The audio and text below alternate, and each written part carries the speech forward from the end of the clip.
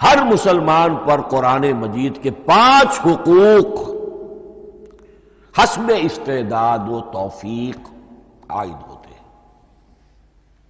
پہلے یہ کہ اس پر ایمان ہو جیسا کہ ایمان کا حق ہے، صرف زبانی ایمان نہیں، دل سے یقین کہ یہ اللہ کا کلام ہے۔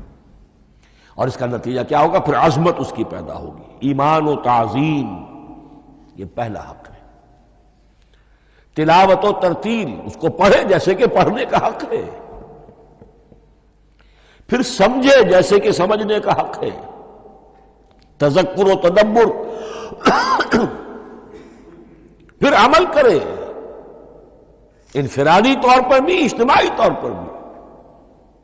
انفرادی طور پر جو آپ کی زندگی کے معاملات ہیں وہ آپ قرآن کے مطابق طے کریں، قومی سطح پر حکومت اور ریاست اور قانون اور سیاست، اس کے سارے تقاضے قرآن کے مطابق پورے ہوں۔